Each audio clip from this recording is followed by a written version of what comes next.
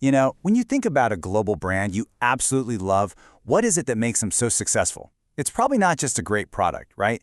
It's that feeling that they just get you. Well, today, we're going to pull back the curtain on the strategy that makes all of that happen. It's called localization. So let's dive into the playbook for winning hearts and minds, one market at a time. So let me ask you this. What's the #1 reason businesses totally bomb when they try to expand into a new country? You might think it's the price, or maybe the product itself. But nope, it's actually a failure to connect. They might speak the right language, sure, but they don't speak the culture. And trust me, in a new market, that is the difference between being a welcome guest and an awkward, unwelcome outsider. And that, right there, is where localization comes into play. See, it's so much more than just changing the words on your website. It's about fundamentally rethinking and adapting your product, your marketing, your entire vibe, really, to feel completely native to a new place. This is the key to turning that feeling of otherness into a genuine sense of belonging. Okay, so where do you even begin? Well, every single successful global journey starts with a rock-solid strategy. Before you translate a single word or design a single ad, you've got to ask some really fundamental questions about your goals. I mean, think about it. If you don't know where you're going, how on earth are you going to know when you've gotten there?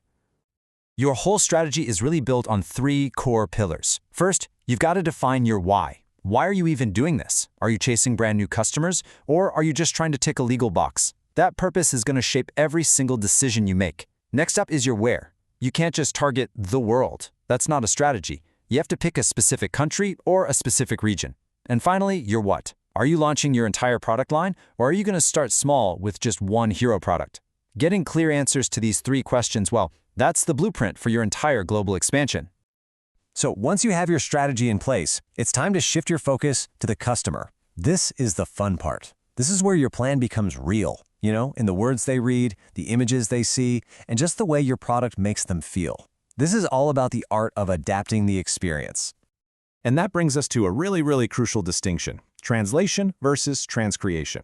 See, translation is basically just swapping words. It gets the job done, it gets the basic meaning across. But transcreation, oh, that's about swapping emotions. It takes the heart of your message, the humor, the cleverness, the feeling, and it rebuilds it completely from the ground up for a new culture. It's really the difference between just saying hello and actually making a new friend. And this principle, it touches literally every single part of your business. I mean, think about your digital presence, your website, your app. Then there's the physical product itself. The packaging often has to meet super strict local language laws. Your marketing slogans, they need a serious cultural checkup to make sure that a clever tagline in one country doesn't become a huge embarrassment in another. And of course, when your customers need help, you have to be there for them in their language. Every single touch point matters. But true localization goes way beyond just language. It's about adapting to the very rhythm of a culture. This means using colors and images that just feel right to the local eye. It means aligning your sales and promotions with local holidays, not just the ones you're used to back home. Heck, it might even mean changing your product itself, like how fast food chains create unique menu items that cater specifically to local tastes. It's all about showing that you've really done your homework. So, let's say you've crafted the perfect customer experience. Awesome. But there's another, less visible side to localization that is just as critical. This part is all about navigating the maze of local rules, regulations, and all that boring stuff. This is the part of the journey where honestly a lot of businesses get totally lost. And let me be clear, do not underestimate this step. Ignoring the fine print of local laws and logistics isn't just a small mistake. It's a surefire way to send your entire launch careening right off a cliff. This is where your attention to detail is absolutely non-negotiable. Okay, let's look at some of the major hurdles you're probably going to face. You'll need to make sure your product meets local safety and quality standards. You'll have to navigate really complex data privacy laws, like GDPR over in Europe. Your advertising claims? Yeah, they're going to be under a microscope. And your entire financial setup, from taxes to invoicing, has to be perfectly aligned with local requirements. Each one of these is a critical checkpoint on your path to a successful launch. And then, beyond all the legal stuff, you just have to nail the practicalities of doing business. This means letting customers pay the way they're used to, whether that's with a local mobile wallet or some specific bank transfer service they'll use. It means showing prices in their currency, so there are no nasty surprises at checkout. And it means working with delivery partners they already know and trust. These little details are what build a seamless and trustworthy buying experience. All right, We have built the foundation with a solid strategy. We've designed an amazing customer experience, and we've navigated the invisible rules. Now, it's time for the final, most crucial step, execution. This is where we launch, measure what's working, and learn how to get even better. A successful launch isn't just a single event. It's a really carefully orchestrated process. Phase 1 is all about prep work, getting your content and language adapted.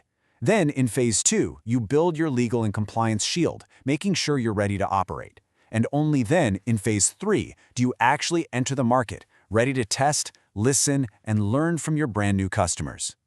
So, how do you actually know if all this hard work is paying off? Well, you track the right numbers. Local engagement, that tells you if you're connecting with people. Your conversion rates tell you if you're convincing them to buy. Compliance adherence tells you if you're playing by the rules. And of course, customer satisfaction tells you if you're truly welcome. Together, these KPIs paint a really clear picture of how your localization efforts are performing. You know, ultimately, your entire localization effort can be boiled down to this one critical question. This is the final exam.